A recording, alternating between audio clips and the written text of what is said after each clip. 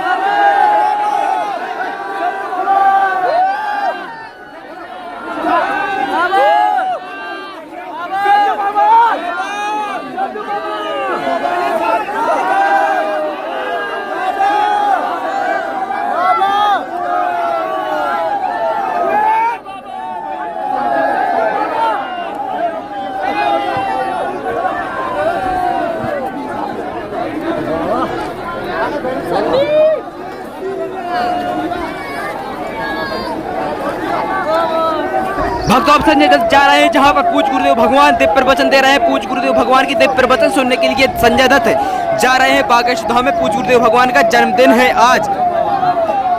22 तारीख का गुरु पूर्णिमा उत्सव वहाँ मनाया जाएगा, उसमें आप सब जरूर आना। आज संतों का आगमन होगा, कल जो है खूब धूमधाम है।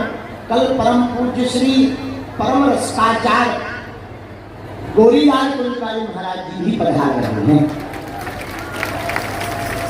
और बुंदेलखंड की एक और विभूति जिनको लोग दंगरुआ सरकार कहते हैं, डॉक्टर हुमायूं जो अपने बुंदेलखंड में विराजमान है, वहाँ के परम पूज्य महाराज जी भी दंगरुआ सरकार भी कल यहाँ धाम पर आ रहे हैं। तो हम तो आ ही रहे हैं, हमारी तो उपस्थिति रहेगी, वो भी नोट कर लेना। कल दिन में बड़ा उत्सव, शाम को कीर्तिदान गढ़वी जी गुजरात के बहुत अच्छे गायक हैं, वो आज ही पहुंच गए हैं। कल उनके द्वारा यहाँ पर खूब बढ़िया भजन संध्या का आयोजन किया जाएगा। और मनोज तिवारी जी के द्वारा भी भजन संध्या का आयोजन है। और कोई शीतल पांडे जी के द्वारा भी भजन संध्या का आयोजन है। तो कल का उत्सव बड़ा अद्भुत है। आज का सूत्र नोट करो, उससे ऐसी छोटी मोटी चर्चा करके जो हमने घोषणा की थी वो पूरी करेंगे, क्योंकि हम नेता नहीं है तो घोषणा करके भूल जाए।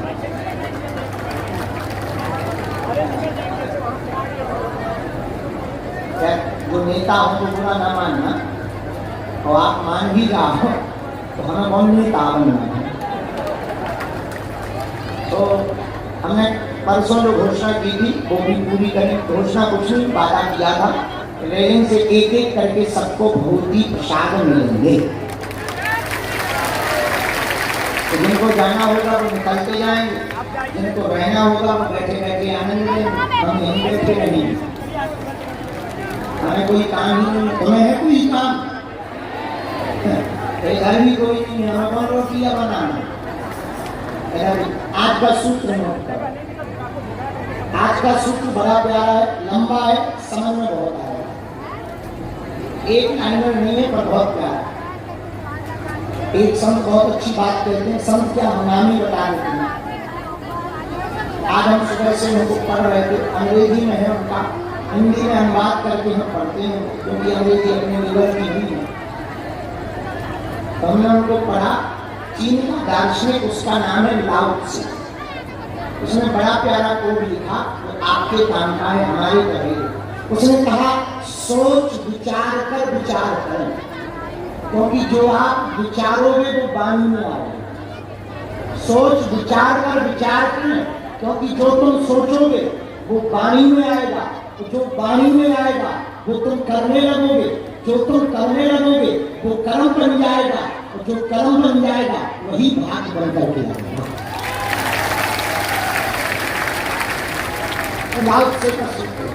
सोच विचार कर विचार करो, फिर से समझ, सोच विचार कर विचार करो, क्योंकि तुम जो विचारोगे वो वाणी में आएगा, जो वाणी में आएगा वो तुम्हारा कर्म, तुम करने लगोगे, जो करने लगोगे वो कर्म बन जाएगा, जो कर्म बन जाएगा वही तुम्हारा भाग्य आएगा। इसलिए हमको प्रत्येक कार्य सोच विचार करके करना चाहिए। बिना विचारे जो करे सो पाछे पछताए। कर्म जो काम बिना विचार करके करता है उसे बाद में पछताना पड़ता है। चलिए एक और सुनो, बहुत अच्छी बात है, जल्दी तो नहीं है। एक संत थे, बहुत भक्कड़ महात्मा थे, अक्सर वो एक बात बोलते थे। हमने कहा महाराज आप हमेशा हंसते रहते हो, बड़ा ठहाका लगा के, ताली बजा बजा कर, क्या बात? उन्होंने बड़ी गजब की बात बोली। बोले पंडित जी, जो चिंता में बैठा है वो भविष्य में जी रहा है, जो टेंशन में बैठा है वो भूतकाल में, जो चिंता में टेंशन में बैठा है वो भविष्य में जी रहा है, जो पछतावा में बैठा है वो भूतकाल में जी रहा है, और जो हंसता हुआ बैठा है वो वर्तमान में जी रहा है। जो वर्तमान में हंसता हुआ बैठा है वो वर्तमान में जी रहा है। अब तुम्हें विचार करना है, तुम्हें बैक में जीना है या आगे जीना है। हमें तो अभी जीना है, आगे का किसी ने देखा नहीं, पीछे का निकल गया। अब टेंशन किस बात की रहनी है?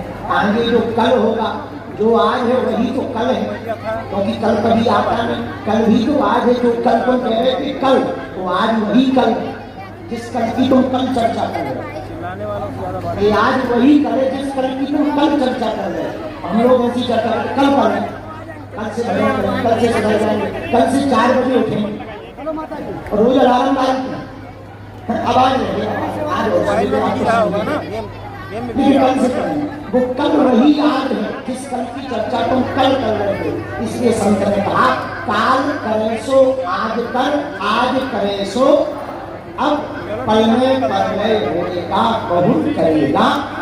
इसलिए कल के चक्कर में ही हम लोगों को अभी जीना है। और जैसे अच्छा एक और नहीं मिलेगा, हम चेक नहीं नहीं तुम टेंशन ले भी लो नहीं।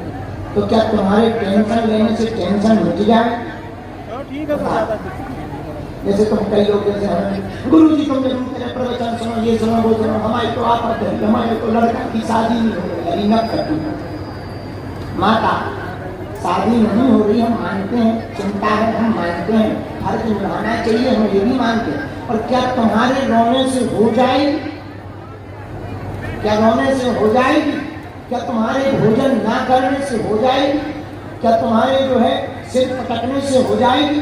अरे वो तो हो ही जाएगी, तुम सिर पटको या ना पटको हो ही जाएगी।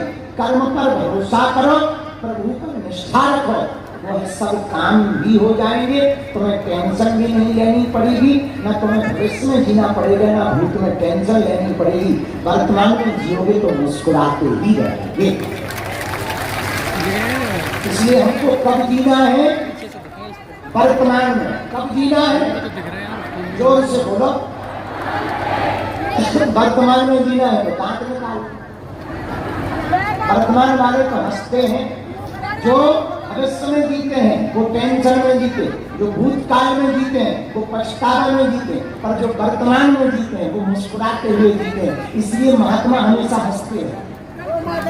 इसलिए महात्मा के कई लोग महाराज संतों के चेहरे पर बड़ी मुस्कुराहट है, क्योंकि वो वर्तमान में जीते हैं, उन्हें टेंशन नहीं है। ये हमारे दादा गुरु जी को कहते थे, गांठी बंधन वो करें जिनके राम ना हो। उनसे कहा जाए महाराज झोपड़ी में कुछ पॉलीथीन मंगा लो, ये मंगा लो, वो मंगा लो, काम आएगी, रख लो पॉलीथीन, फेंको मत। एक बार बरसात के मौसम में हमें याद है, बरसात निकली, पॉलीथीन झोपड़ी से निकाली, घास फूस से बढ़िया आनंद होने लगा। तो वो रोज फाड़ फाड़ करके धुना में जला और चाय बना। हमने प्रार्थना की, आप कहोगे गुरु जी आप टेंशन मुक्ति पर क्यों आज बोल रहे हैं? क्योंकि जितनी बीमारियां हैं वो टेंशन से, नींद नहीं आ रही, पेट खराब हो गए, शरीर में शुगर बढ़ गई, सब टेंशन की लक्षण है। चिंता कर टेंशन के कारण अस्पताल है, अस्पतालों के कारण हम हैरान हैं। देखना एक चीज कितनी जगह पर जोड़ देती है, बीमारियों के कारण अस्पताल, अस्पतालों के कारण हम हैरान। बीमारी से अलग हैरान, अस्पतालों से हैरान, दवाइयों से हैरान, पर बीमारी किस कारण से? टेंशन के कारण। और टेंशन कैसे जाएगी? वर्तमान में जीने लगो टेंशन चली जाएगी। जब टेंशन नहीं रहेगी तो बीमारी नहीं आएगी, बीमारी नहीं आएगी तो तुम अस्पताल नहीं जाओगे, अस्पताल नहीं जाओगे तो पैसा भी खर्च नहीं होगा, पैसा भी बचेगा, और पैसा भी बचेगा तो तुम धक्के भी नहीं खाओगे, भभूतियां भी नहीं तुम्हें लेनी पड़ेगी, ये भी तो बच जाए। सर्वोत्तम उपाय। हमसे एक पत्रकार पूछ रहे थे, गुरु जी आपके पास बहुत भीड़ आती है। हमने कहा भीड़ नहीं आती है, जिस देश में दवाइयां महंगी, डॉक्टर लापरवाह हो जाते हैं, वहां भगवती का कमाल होता है। हमने कहा जिस देश में दवाइयां महंगी, डॉक्टर लापरवाह हो जाते हैं, उस देश में भगवती का कमाल होता है। तो बोले फिर आप जब इतना जानते हो, इतनी तर्कबाजी हो, ऐसी बातें बोलते हैं, तो आप जगाते क्यों नहीं लोगों को? हम भले ही जगाएं, लोगों की आदत पड़ी है कि भभूति खाने से ही ठीक होना। अगर हम भभूति नहीं देंगे तो दूसरा बाबा नया पैदा करेंगे। उन्हें तो बाबा चाहिए, तो उपाय क्या? तो बोले तुम क्यों बाबा बने? अच्छा तर्कबाजी भी अच्छा नहीं था। बोले पर आप क्यों बाबा बने? हम बाबा थोड़ी बने, हमको जगाने डाले। तो धीरे से बोला फिर आपको लोग गाली क्यों बकते हैं? हमका ठचली के बदले जो जगाने का काम करता है उसकी ज्यादा हत्या होती। मुर्गा जगाने का काम करता है, सबसे ज्यादा मारा जाता है।